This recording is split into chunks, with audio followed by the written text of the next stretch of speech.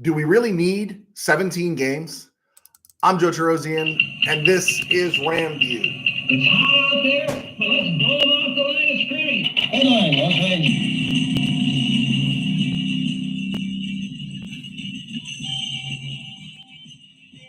Live from the Ram Cave, I'm Joe Terosian, and this is RamView, the January 5th, 2024 edition, brought to you by Kistler Law Firm.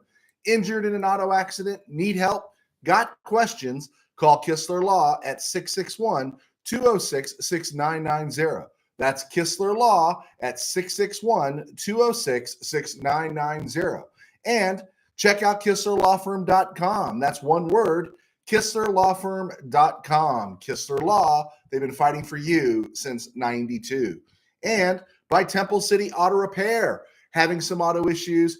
Get yourself some John and Henry at TempleCityAutoRepair.com. And of course, by Granite Ridge Christian Camp, a place where your life can change. Happy to be here today. Sorry I'm a few minutes late.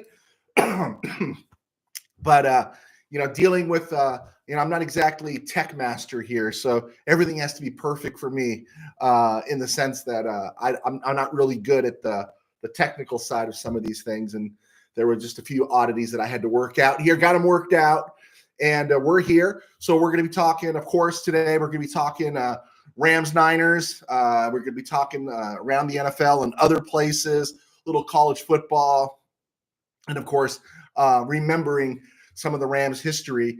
And today the name that popped up was Bud Carson. Now, that's not super prominent. There's not a whole lot to talk about with Bud Carson, but it is interesting the little role he plays and the significance of what happens when the season ends. And so we'll get into all of that. But I want to touch base on a couple of things I hit on before that just keep picking up momentum. And one is, why is Detroit considered the easier out than Dallas? I just don't get it. I think some people are so desperate in the KBM to make sure that we get this emotional game here. Like, we need this extra boost for the Rams in Detroit. The Rams-Detroit would be an NFL playoff game, which warrants attention anyway, but somehow, like, we need the added juice of Jared Goff and Matthew Stafford. Hey, I don't care about playing the Detroit. I just don't think it's necessary to have to play Detroit right now because we have to have this other narrative. And the idea that Detroit's the easier out than Dallas, I don't know. I look at Detroit's receivers across the board. I look at their tight ends. I look at their running backs. I look at that team, and I'm thinking, man, I don't know if I want to go there. Those guys are going to be all jacked up and juiced to play. Where in Dallas, I think it's smoke and mirrors right now in Dallas. And, yeah, they could beat the Rams, and they should be favored against the Rams. I get it. But it's Dallas, right? They always swallow the jalapeno in the postseason. I think I'd rather play Dallas. And I keep hearing it's what every Rams fan wants to see. I don't know if every Ram fan wants to see that. Do you want to see that?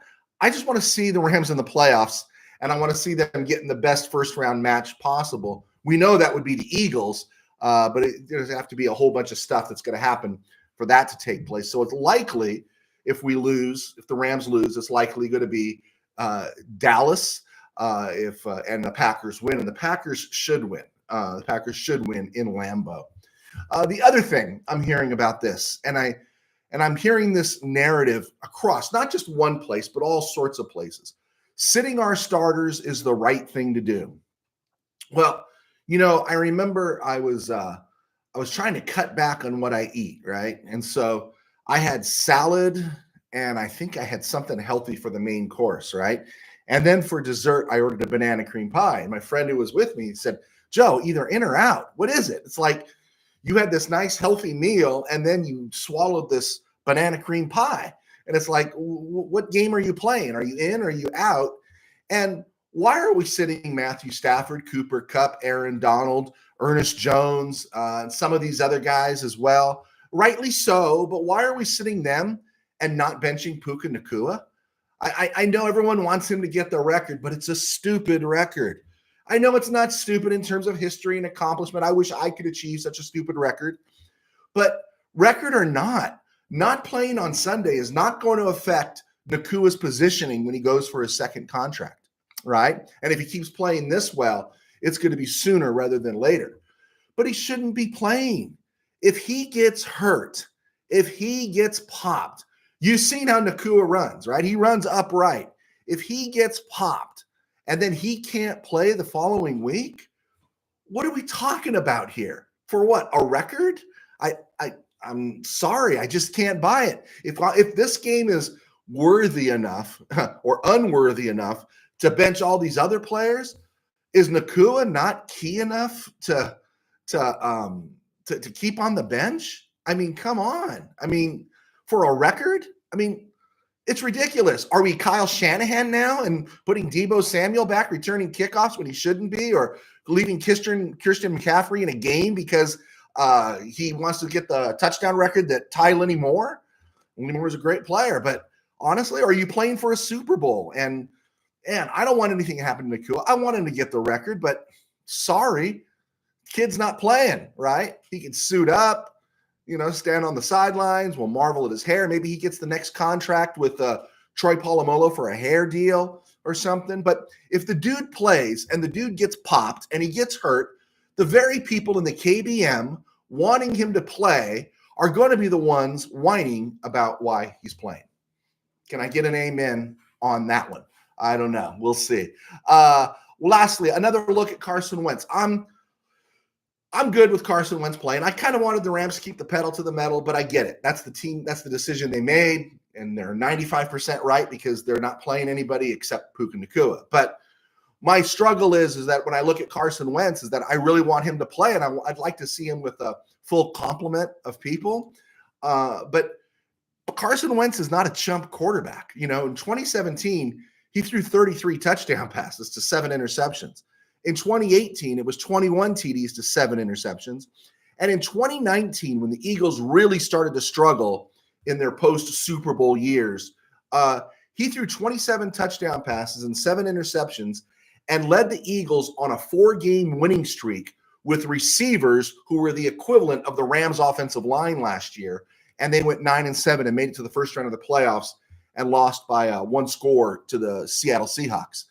Wentz threw 27 touchdown passes and 7 interceptions with the Colts in 2021. He had a bad 2020. He had a bad 2022. And I understand. He's a real douche. He's probably a real douche in the locker room and people don't like him. That's why he bounces around. But you can't argue that he's not an NFL quarterback. And so I just don't like the cheapening of this. Sam Darnold wishes he's had the career that Carson Wentz has had. And I was going to save this for later. And I think it's going to be really unfair to judge Carson Wentz based on who he's playing this week, right? Or who he's playing with. Let's see who's blocking for him. Joe Noteboom ain't playing. So I'm kind of curious who's going to be out there blocking for him. Who's he going to be throwing the ball to? I guess, Nakua will be out there, but who's he going to be throwing the ball to, right? And so it's just he's going to get judged. If he throws 5 touchdown passes, everyone's going to be thrilled, right? But if he throws 3 interceptions and 1 touchdown, everyone's going to say, "Oh man, we got to go back into the market for another backup quarterback." And I don't think we do. I think if Wentz is willing to hang around, I think we want Wentz to hang around. As long as he's not a cancer, in the locker room, not a real douche, and let him stay, right? Playoff picture, guys, we know it's set. 49ers got the bye. You got the Lions, Cowboys, both at 11-5. Buccaneers fighting for their lives this week. Injured Baker Mayfield taking on the Panthers. They should win that one and lock up the NFC South, thus ending Saints and no, I don't think the Falcons had a shot. Falcons are out of it. The Saints' chances of getting to the playoffs.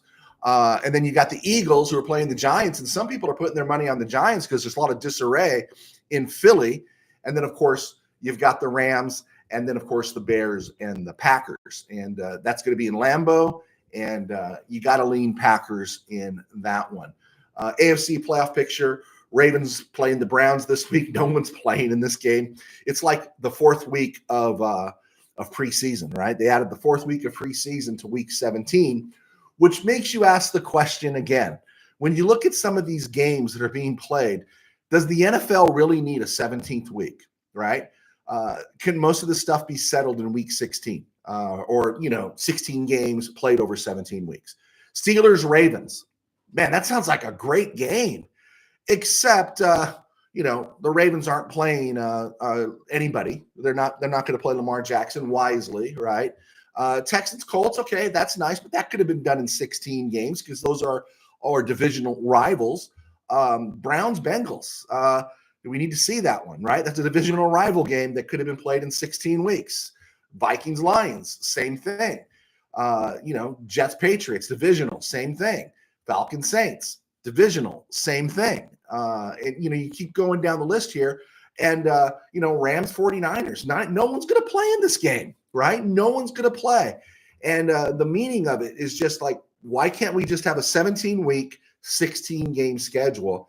And really the players union let down the players on this one because they don't need to take another week of hitting. And they needed to hold their ground against the owners that wanted to add this other week. And they're not going to go back to 16. It's ridiculous that you play a 17-game season. It really needs to either be rounded up or rounded down. But why are we playing 17 weeks when so many of these games, they're not playing starters at all? This Ram game, I think it was Henry Yep, former Ram photographer. I just saw him on Facebook. He posted it's going to be a preseason game, right, for both teams. And So yeah, just voicing my thoughts, and I welcome yours. Around the NFL and other places, and those other places we're going to start in the NBA, I'm just laughing that the Lakers are having problems now with Darvin Ham, or LeBron James is having problems with Darvin Ham. Didn't they just win the in-season tournament, hang the banner, and now Darvin Ham sucks, right? They got to the conference finals last year, and now Darvin Ham sucks. I think the problem and the solution is both the same thing. And with the Lakers, it's LeBron. LeBron is good enough to keep playing. He's a great player in this day and age. I don't think he got roughed up like players did in the past. So I think his numbers are a bit skewed, but I give him full credit for who he is now. And he's still playing at a high level. But, he's not good enough to overcome everybody else anymore, is he? He's not good enough to keep playing all those minutes because those minutes they've been piling up the first half of this NBA season are going to catch up with him on the back half. He was good enough to win an abbreviated summer tournament, the COVID year, and that was about it. And a really lackluster in-season tournament. But you're not going anywhere with LeBron. And sooner or later, the Lakers got to take management. Jeannie or whoever's in charge over there, they got to take management, has to take charge and say, we're not going to be held hostage by LeBron. Frank Vogel won a championship, so-called, and then he sucked, right? They get to the conference finals last year, and now Darvin Ham sucks, and it's because LeBron's upset. And maybe that's just a little thing about LeBron's character that turns people off. It doesn't have to be public. It doesn't have to be anything like that. He could have sit-downs behind the doors with Ham and everybody and work out his problems there, but it keeps leaking out to the public, and LeBron's the problem. LeBron really is the problem.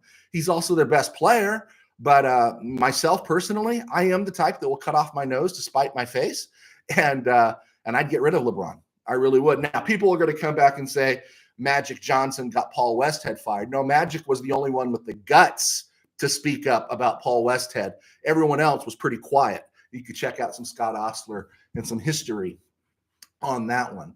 Okay. Also, here's another thing. Back to football. Any broadcast, national or local, that spends more than 30 seconds talking about Pro Bowl and Pro Bowl snubs is lazy and not doing their job. It's just not an issue. It's not an issue with the playoffs starting next week, right?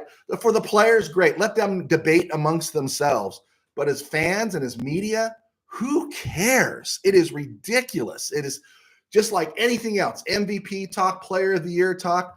Football is such a different beast and a different animal in that it takes care of itself. Is that the best conversation to have around football is about football and not about awards. Dalvin Cook signed with the Baltimore Ravens. Makes perfect sense. That guy's body is fresh. He's an experienced running back, and I can't believe in the span of less than one season he's washed. And yeah, that was a good signing for the Ravens, and it makes sense, right? They're the favorite, and he signed with the favorite. Good for him. Question came up if I thought does does Mike Tomlin deserve to stay in Pittsburgh? Of course he deserves to stay, right? Consecutive winning seasons, do they matter? In one sense, it's great. You know, if you were a Ram fan between 2004 and 2015, you better believe it matters when you're asking God, saying, God, can we just be 8-8 this year? Right? You got to figure as a Ram fan in 2007, you were 3-13. 2008, you were 2-14. In 2009, you were 1-15. And by 2011, you were 2-14 again.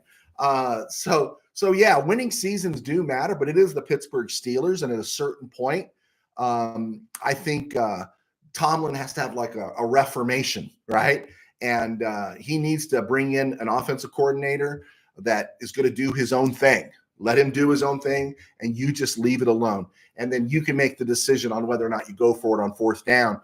But he needs to adapt. I don't want to say evolve. Let's say adapt, just like Bill Belichick hasn't adapted, right?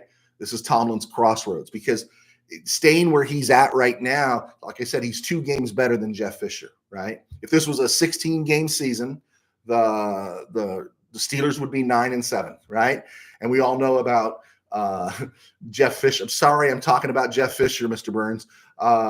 You know, he was all 7-9 ball shy, right? And so one of these days we're going to talk about Fisher, but I would just like to see Tomlin just evolve. I said that word, adapt, and bring in an OC and give that OC full control. Leading up to the college football title game on Monday night, I'm pro Michigan. I'm rooting for Michigan, but I wouldn't be surprised if Penix and the Huskies pull something, right? It feels like an old school Rose Bowl. You know, if you grew up out here on the West Coast when it was Pac-12 or Pac-10 or Pac-8 going against one of those powers from the Big Ten, you always had the, I don't want to say dynamic passing team, maybe the progressive passing team or the team that would put it in the air. You had those Stanford teams in the early 70s that did it. You had the UCLA team, and these teams ran the ball, but they passed just enough. UCLA, when they beat Ohio State and Woody Hayes, Warren Moon, and they beat Michigan. You see this all the time. I saw a USC team with Tim Green after that 84 season, had no business being in the Rose Bowl, beat a pretty powerful Ohio State team. Tim Green to Timmy Ware, doesn't get any better than that. And they were always getting upset in these games. And now I'm looking at this powerful ground and pound Michigan Wolverine team that I'm rooting for, going against a pretty dynamic quarterback and some dynamic receivers. And yeah, it does feel like something is possible, although my heart is with Michigan and Jim Harbaugh to stick it to the NCAA. So this is what came in. From listener S.A. Bob. Haven't talked to S.A. Bob in a while. If Penix is available, would you want the Rams to draft him? Right? Now, if Penix goes crazy and throws for 4 touchdowns, 350 yards on Monday night, that's going to really flip some NFL draft boards that are leery of his past injuries, because he's going to be too awesome to overlook. But if Penix was available to the Rams, and right now PFF has the Rams drafting number 23 overall this coming draft. If Penix was actually still at 23, yeah, I'd want the Rams to draft him. If Caleb Williams was there, I'd want the Rams to draft him, even though, Matthew Stafford has had a Pro Bowl type season, which I don't really care about. He's had a great season. I don't care if he goes to the Pro Bowl or not. But yeah, if Caleb Williams is there or Michael Penix was there at 23, you'd have to take him. They feel like have tos, right? Drake May, I know people say he's good. I've just never seen him play great, right? And I'm not into Jaden Daniels. Bo Nix I like, but I feel like I can get another Bo Nix in a couple of years. So I hope that answers the question. Penix wouldn't be available at 23, but if he was, I feel like you have to draft Penix. He feels transcendent, right? Let's see if we got some questions here. Geez nuts, I'm kind of on the fence. Would like to see him get the record, but not taking a big chance if he got hurt. Geez nuts, you're asking about Puka Nacua. And yeah, I agree with you. I don't want to deprive the kid a record, but there's bigger things at stake here, right? If we live in a day and age where you could pull a baseball starter who's been perfect through 7 innings, not even no hitting for 7 innings, or just pitching a shutout for 7 innings, but pitching a perfect game for 7 innings, what are we thinking about in terms of leaving this kid out there? And I don't want to see him take a hit. Geez nuts. I agree about Detroit. I think that offense is more dangerous than Dallas. Thank you. Yeah, I do too. And there's that emotional factor. And I don't want to be caught up in the emotion. The game itself is emotion enough, not trying to justify a trade from 2-3 years ago, right? Bill, would McVay had done a better job with the greatest show on turf than Martz? I think you said Matt's, but I think you mean Martz. That was Mike Martz's show. That was it. So I think McVay can do anything. I think Mike Martz, I think there's another guy that we got to go back and reassess. It didn't end well for him with the Rams. And he probably, wasn't perfect as a head coach. There were a few times there I got mad at him. But when you think of what came after him, and you just look at the Rams drafting for a decade, the personnel stuff started to run out. So I feel like Mike Martz, kind of like we did on the last show with the Ray Malavase, it just needs to be reviewed a little bit in there. But I wouldn't put anything past Sean McVay. Tim Burns. So Higbee probably wouldn't have played either way this week. That said, he is injured again. Do we pop a high pick for a Bowers for Georgia or Gadsden from Syracuse? I think we invest in a tight end. I was saying that last year at the draft. Apparently, I'm not in the room with the McSnead administration. They drafted Davis Allen. I wouldn't be surprised if Davis Allen is the next step. I think they could draft another tight end because they're going to lose. I don't think they're going to bring back Bryson Hopkins, but I don't see them spending draft capital on a draft pick. They gave that contract to Higbee for him to go another 2 years, and then hopefully I think they're thinking they hand it over to Davis Allen or they find somebody else. I'd be surprised in the first 2 rounds if the Rams, or in the top 100. Right now the Rams have 3 picks in the top 100. I'd be surprised if they traded for or made a move to get a tight end before then. Steve Ramirez. When we had 16 and 17 had a lot of starters not playing. I agree, but it was a game that didn't have to be played. That's my only argument there. It's a game that doesn't have to be played. It makes no sense. It's just a money grab, and we know that. But in terms of, we don't need these players taking any more hits. Football's finite. You can only take so many hits, and stuff. And I think the fact what makes football great is that there's not too much of it. It leaves us wanting more. And as it approaches, our eyes get that weird leer in them when they're doing, OTAs, and we get to the draft and we're getting into, camps are opening. I could remember last summer when we were excited about camps opening. It was really cool. Let's see here. Bill, how did you feel about the Bruce pick when it happened? I threw my draft guide against the wall. I was mad. Bill, help me. Are you talking about the Isaac Bruce pick? Or you help me out with that one, Bill, and I'll answer it. I'm not sure which one. I know I missed you there. My mind is drawing a blank on the Bruce pick. Refresh me real quick. Dwayne Barker, NBA sucks what? Yes, NBA sucks what? Should have traded LeBron for 2 picks years ago. And I have a Lakers tattoo from 94. Tim Burns, we were like number 1 Laker fans in my household. We were just crazy Laker fans up from the time of Jerry West's last year up through the Showtime era. And then the basketball just got bad, and I just, it's hard to watch, right? And I played basketball, I coached basketball, and it's just bad basketball that's being played by exceptional athletes these days. But I didn't get a tattoo. Best player available is a tried and true method. So yes to Penix in a second. Thank you, Mr. Burns there. My mind is drawing a blank. Does anyone know what Bill is talking about when he says about the Bruce pick? I assume he's talking about Isaac Bruce, or is there something else here? Let me know. Isaac Bruce. Okay. You know what? I will tell you, Bill, I did not know. And they drafted him. And then, of course, he's brilliant.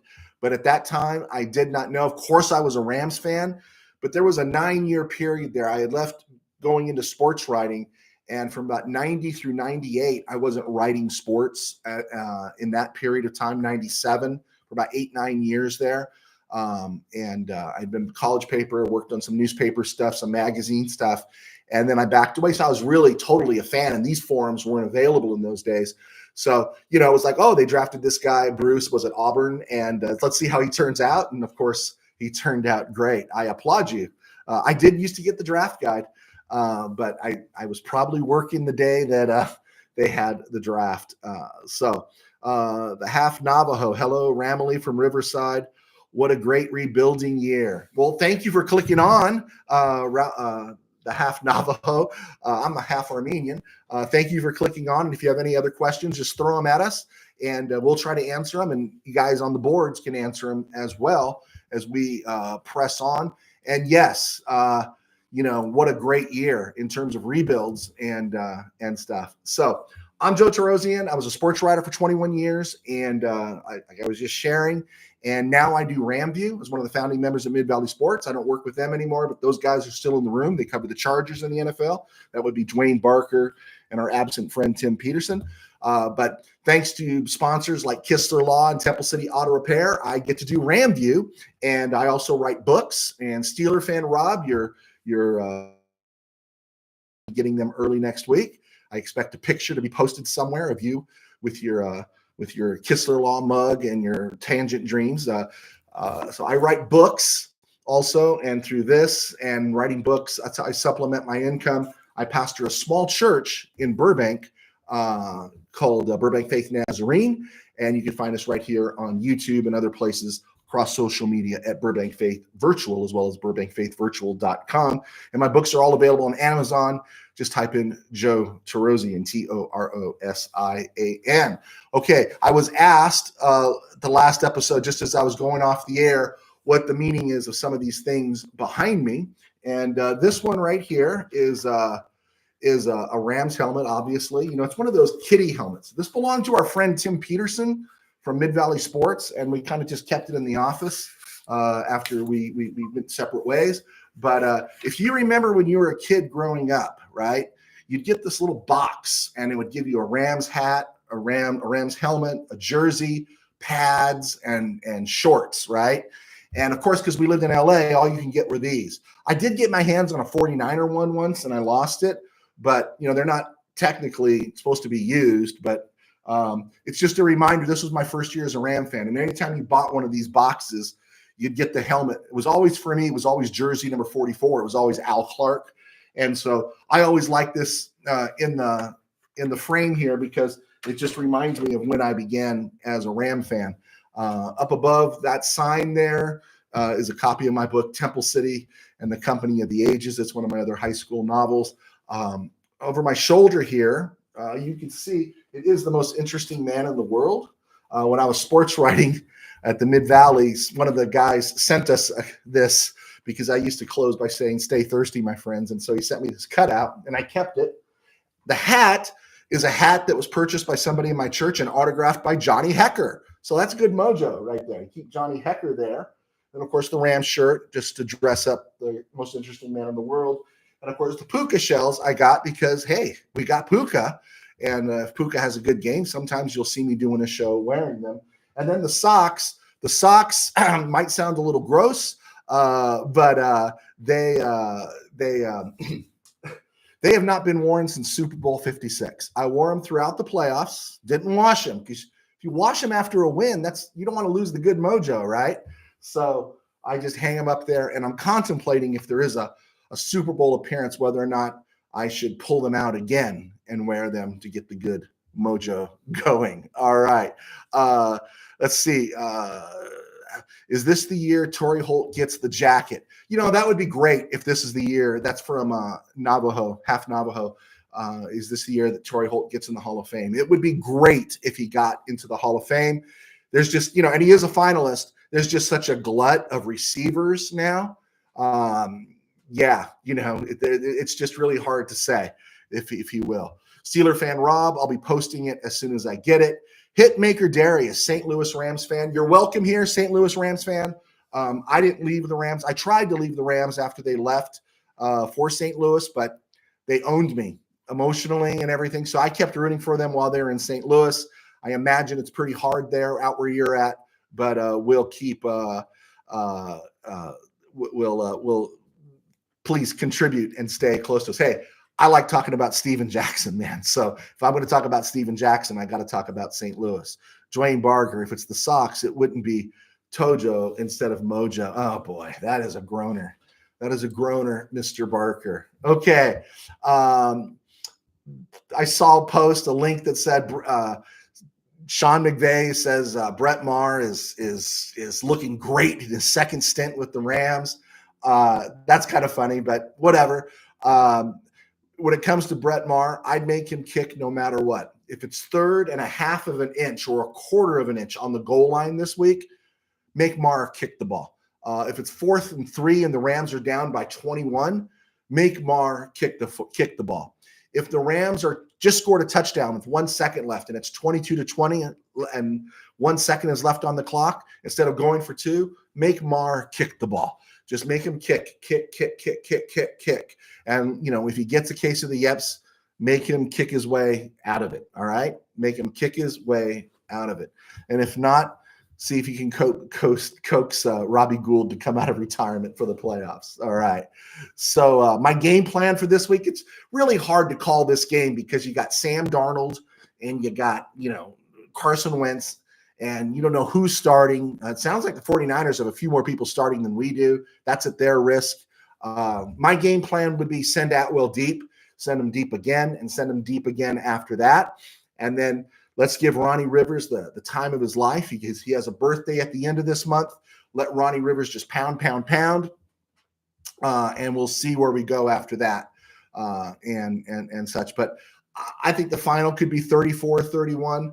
I don't really know who's going to win because, again, it feels like a preseason game. And so, yeah, that's my thought process about this week's game. Let's get out of it with no injuries. And then the second best result is first, no injuries. Second best would be, hey, let's get 10 wins. And then I don't care. Let's go to Dallas. I don't care. I really don't. And such. Hopefully Philly. But yeah, wouldn't it be awesome? 10-win season in a year where they said the Rams were supposed to be 3 wins or 5 wins. That's just amazing. That's just awesome. So Saturday, you got the Steelers, Ravens. Of course, we're going to go Pittsburgh. Pittsburgh needs to keep winning, and the Ravens are done. They signed Dalvin Cook, and everyone else is sitting, and so they're just getting ready. So we'll take Pittsburgh and Baltimore. Texans, Colts. I went back and forth on this one because I like C.J. Stroud. But I'm going to go with Indy at home and a little more experience. The Texans are kind of in the same boat the Rams are a little bit in the sense that they exceeded everybody's expectations. D'Amico Ryans should be, let the Colts win, but instead of Shane Steichen, send the Colts to the playoffs and give the Texans D'Amico Ryans head coach of the year, if they want to do it that way. But the Texans, the exciting thing about the Texans is that, you don't have the drama with Deshaun Watson. You're not coming back with Matt Schaub. You're not trying to dream that Brian Hoyer can be something he's not. Your future is bright in Houston. And even if you don't make it to the playoffs this year and finish 9-8. Buccaneers, Panthers, Baker Mayfield's playing with those busted ribs. But if they just play a sound game plan, they should take care of the Panthers and lock up the NFC South. Browns, Bengals. Browns are sitting everybody this week. The Bengals are playing for a winning record. So I was going Browns, but I think I'm going to take the Bengals in this one because they can finish 9-8. I thought it was interesting. There was a link that was posted that Stefanski could be costing Myles Garrett maybe an opportunity to rack up some sacks. Myles Garrett's had that shoulder thing since before the Ram game. And what are the Browns doing by benching all these guys? You know what they're saying? It doesn't make any difference if he's player of the year or defensive player of the year. The big thing is we got a week 1 date in the playoffs, likely in Jacksonville, and that's what we're getting ready for. Something maybe the Rams should think about there. Vikings, Lions, going to Detroit. I'm just going to go Detroit. I think Detroit's hacked about what happened in Dallas, and I think they just want to stay on their edge, and I think the Lions are going to win that one. Jets, Patriots. I'm going to go with the Patriots because it feels like it could be Belichick's swan song. I guess there's a meeting they're going to have on Monday. Everybody has a meeting on Monday, and then a bunch of people get fired on Monday, right? So I'm going to go Patriots in that one. Saints, Falcons, I am going to take the Saints, but I think the Buccaneers are going to win this division. Jaguars, Titans, I'm going with Jacksonville. They need the win, and they have to play. Seahawks, Cardinals, I really don't care. I think the Seahawks, they still have an outside shot, so they're going to come to play. And I think they're a little more, although they've got some issues a little bit, they're nothing like the Eagles are. And then, of course, the familiarity of Pete Carroll knowing this Cardinal team, that I don't think they're going to get a cheap win here. Bears, Packers, I've said it all along. I'm going Packers in this one. Chiefs, Chargers, we got to go Chiefs. Broncos, Raiders, we're going Raiders. Eagles, Giants. There's actually some people talking the Giants could pull something here because the Eagles are in such disarray. Can you imagine the meltdown in Philly? The meltdown in Philly if they lose to the Giants heading into the playoffs? Oh, man, give me Philly if the Giants beat the Eagles. And then the Cowboys and the Texans, that's in Washington. Maybe the Texans could cook up something for Ron Rivera on his way out the door. That would be really cool. Do something nice for him and beat the Cowboys. But I'm leaning Cowboys because Cowboys probably want to sew up some things here. Bills, Dolphins. Dolphins have so many injuries along their defense. And it's kind of hard, though, because they've got to play. They've got to play because if not, Buffalo wins the division. And so I'm rooting for Buffalo here. And all the cheap shots people take at Buffalo, I'm kind of happy that Buffalo is in this position. All right, cool. I think we're doing good. All right, January the 5th, on this exact date in Rams history, the Rams fired defensive coordinator Bud Carson. This was following the 1981 season as they moved into January of 82. And along with him, they fired wide receiver coach Lionel Taylor, who was a pretty popular assistant coach for the Rams for a number of years. He was an assistant coach. Him and Bud Carson were assistants on the 79 team. Lionel Taylor is one of the first receivers to catch 100 passes, caught it for Denver in the mid-'60s. And they also fired Herrick Dixon, who was a running back in the AFL back in the day, and he was the backfield coach, along with a couple of other coaches. And it was interesting that Carson got fired because Carson got the credit because he was the DC, even though Malavasi was a defensive-oriented coach. But Carson got the credit in the 79 postseason. The stopping of Dallas, the shutting out of Tampa Bay, and then, of course, the fits they gave Pittsburgh in the Super Bowl. Bud Carson had a heck of a run. But, after that 81 season, I think they were just looking for scalps. It's like, I got to fire some people, right? And it sure didn't get any better in 1982. And, of course, after that, the Rams got rid of Ray Malavasi. But Carson was interesting. He bounced around the league, went to the Chiefs for a year or two, and he eventually became the HC, the head coach for the Cleveland Browns in 89 and 90. And that was interesting because he replaced Marty Schottenheimer. Now, if you remember the Browns made it to the conference finals in the AFC in 86. That was the drive game. In 87, that was the Jeremiah Castile stripping of Ernest Biner. In 87. In 88, they didn't make it. The Bengals went. But in 89, the Browns played the Broncos again, and Bud Carson was the head coach of that team. And that was another game the Broncos won, less dramatically, but it was another game the Broncos won. Late in the following year in 1990, Carson was bounced. And so you appreciate what these guys do. It's so funny how you remember a name like Bud Carson and connect them with the Rams. But, when these players, they just do that one thing, or these coaches do that one thing, like Mike Jones, the linebacker, he got the tackle, right? He had 2 seasons with the Rams. I think it was 2, maybe 3. And that was it. And he played the bulk of his career at other places. But Mike Jones, right? Hear Al Michaels yell, Mike Jones makes the tackle. These guys, they have 1 or 2 years there in the spotlight for your team. But it's like the person you never meet again that does something nice for your kid, right?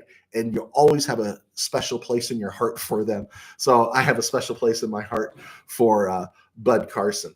Now, interesting enough, on this day in 2001, giving the Rams problems with their special teams these days, on this day in 2001, the Rams hired on this day Bobby April. Bobby April Sr. His son is now coach, but Bobby April Sr. was the quintessential special teams coach around the NFL through the 90s. And the Rams hired him, and he was with the Rams for 3 seasons, 2001, 2002, 2003, and then they kicked him to the curb. But, I thought it was interesting that this was the day in 2001 the Rams hired him, when we know about all the Rams special teams issues this season. And I got to believe Chase Blackburn is invoking help from every coach on the staff that has ever had to coach special teams, saying, we got to do something here. If not, maybe they should be on the phone talking to Bobby April. Also, speaking of Rams presently and our kicking problems, on this day in 2021, the Rams waived kicker Kai Forbath. If you remember, Sam Sloman was a disaster. They brought in Forbath for a game. Forbath hurt himself, went on the injured reserve, and then that's how we found Matt Gay. And Forbath was taken off injured reserve on this day in 2021 and released by the Rams the next day. He was put on waivers and stuff. But I think we'd like to have a Kai Forbath right now, right? Is Kai Forbath in the neighborhood? Can we get a phone call from Kai Forbath? So that's Rams history on January the 5th. Looking at Rams history on January the 6th, on this day in 2020, the Rams fired Wade Phillips as defensive coordinator, and they pivoted to who? Raheem Morris, who a lot of us – they actually pivoted to Brandon Staley for a year, and then to Raheem Morris in 2021. A lot of us had problems with.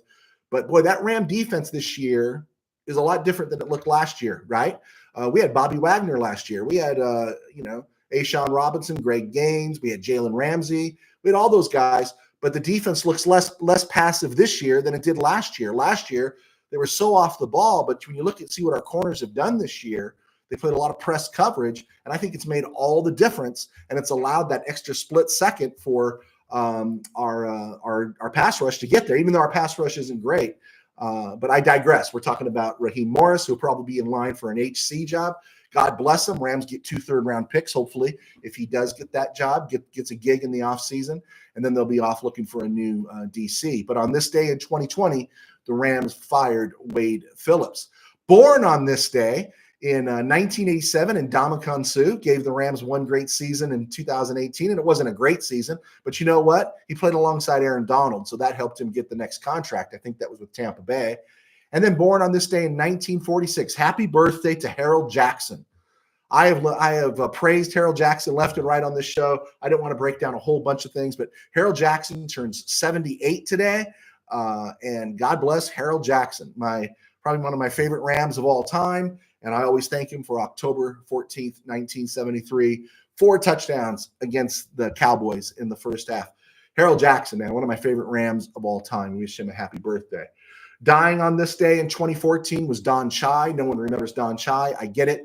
He was drafted in the 5th round out of Clemson in '63, and he was the Rams' right guard for most of the time there or left guard until Tom Mack came along and moved him out. But it was interesting. Don Chai stayed as a backup for the Rams through '69 and up to '69. So up with the Rams through '68. And then him and Joe Carollo, another offensive lineman from the '60s, and Irv Cross. Yeah, NFL Today, Irv Cross. George Allen packaged all 3 of those guys to Philadelphia for Hall of Famer Bob Brown to play right tackle, right? Bob Brown comes in at right tackle. Charlie Callan goes to left tackle. Rams got Bob Brown in that deal, future Hall of Famer, and defensive back Jim Nettles, who was with the Rams through '72. Just something to mention there. Also, on January the 6th, which would be tomorrow, the Rams beat the Buccaneers to go to their first Super Bowl. They won 9-0, and so that was good. But it was also a bad day in 2017 when the Rams lost in the playoffs to the Falcons 26-13. Really quick, on January the 7th, which is this Sunday, something to think about. I'm not going to be on the air, so I wanted to get it in. On January 7th, 2015, Brian Schottenheimer resigned as Rams OC after 3 seasons. His OC was offensive coordinator for Jeff Fisher. This was interesting because 2014, 2013, and 2012, all those years that kept going down to injury, right? Sam Bradford, Brian Schottenheimer was there. He resigns. And then in 2015, I think it's the Nick Foles year with the Rams, Jeff Fisher names Rob Boris, the tight ends coach, as OC. And he's also the OC in 2016 in Jared Goff's first year. And since that time, since the arrival of Sean McVay, Rob Boris has been with the Buffalo Bills. And guess what he's been doing? Coaching tight ends. Only Jeff Fisher would have made a tight end coach an offensive coordinator. Help me, please. On that date, January the 7th, it's this Sunday. Rams have a yin and a yang there. NFC title game, they lost to the Cowboys 28-0 in the 1978 season. It was played in January of 79. No one remembers that game is that it was 0-0 in the first half and 7-0 at the end of 3. And then the Cowboys scored 3 touchdowns in the fourth quarter to make it look like a blowout. And of course it was. Hayden got hurt. Ferragamo was raw. Colin Bryant fumbled the ball when he never fumbled. And Hollywood Henderson had that magnificent pick six. Magnificent in a Dallas frame of mind. And then, of course, on January the 7th, 1990, divisional playoff, Rams win in New York, 19-13 in overtime. The aforementioned in our board there, Dwayne Barker. We went to his house after church. We recorded the game. Thankfully, there were no cell phones in those days that weren't the size of an elephant, and we had nobody interrupt us. And we got to see Flipper Anderson make that catch in OT. Flipper Anderson caught 2 passes that game, 2 passes for 50 yards, and both of them went for touchdowns. So that was a great win in the Meadowlands for the Rams. All right. I think we got it. It was a stone groove. Okay. Let's see if there are any questions here. Okay. Let's see. From Hitmaker Darius, it's hard, but I'm a diehard fan. Yeah, I know what it's like, man. I know what it's like. It's hard, and I don't know why. We could all say St. Louis stole our team and you could say LA stole your team, but we're still Rams fans. So it's really hard. Half Navajo, always a Ram fan since Anaheim, then drove to Arizona and San Francisco to watch them play. Almost cried when they came back, but it's so expensive for a game. Oh, yeah, next year going to my first SoFi game. Hey, Half Navajo there. I haven't even been to SoFi yet. Because I can't get a co-signer for any tickets or parking. So I'm right there with you, man. I haven't been there yet. And you know what? I unless I'm sitting in some good seats or I'm in the press box again, man, I just don't want to be around people that are fighting over the stupid things. And you always see there's a fight breaking out. So I don't know. I kind of like my Ram Cave experience watching a game. Hitmaker Darius, glad we didn't sign Crosby. I want to make a game as well.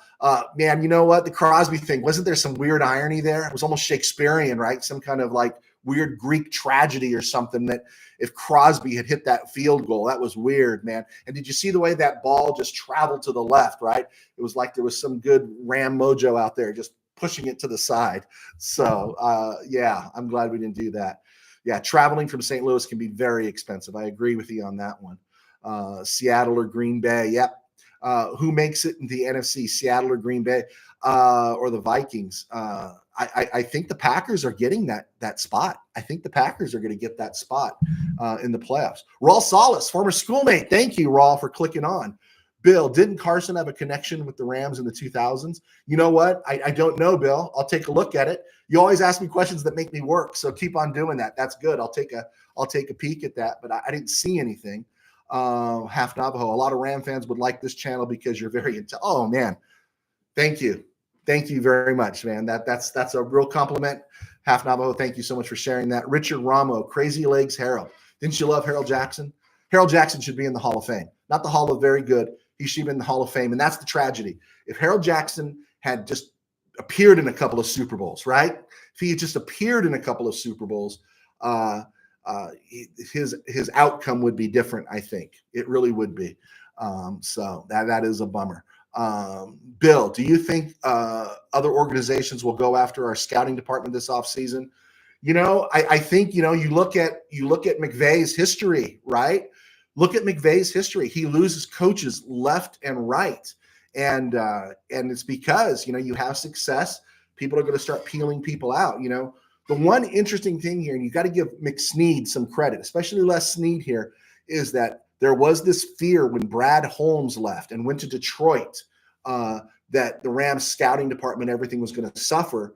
And so in retrospect, these last two drafts, you picked up a Kyrene Williams, you made some moves, and especially this last draft kind of shows that the department is strong and solid, but that's always a threat. I think teams are going to make offers to some of these guys.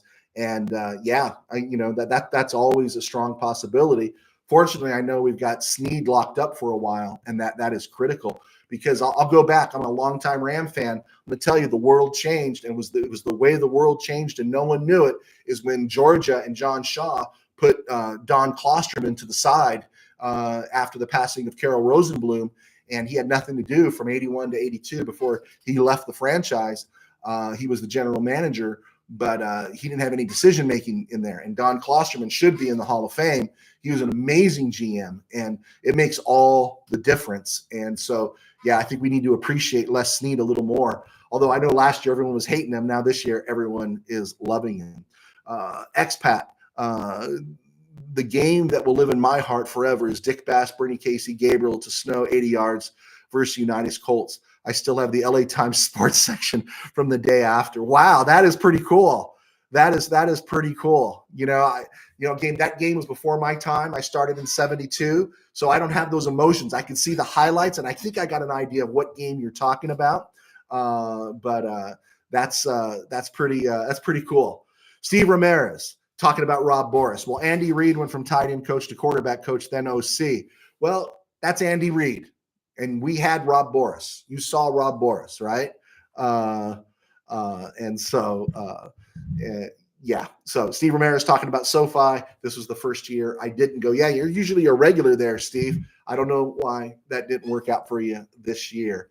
Okay, guys, I think we're cool. I think we got it in. I'm going to hit this one more time. The closing bell. My man. Thank you guys for clicking on. If you haven't signed up, please subscribe.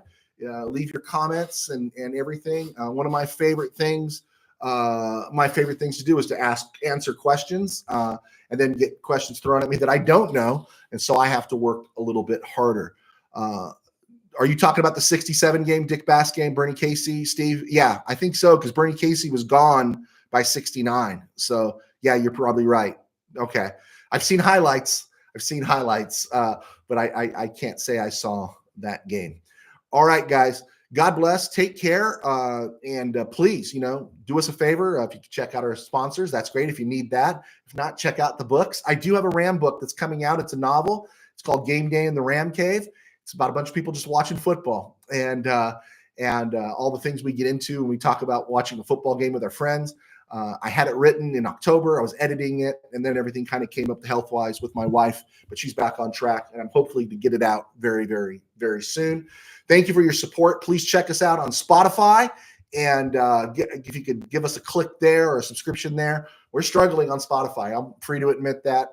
And I think it was Counterfeit Clone that talked about me, trying to do shows with like one show or a while with like Jake Ellenbogen and some of these other Ramcast guys.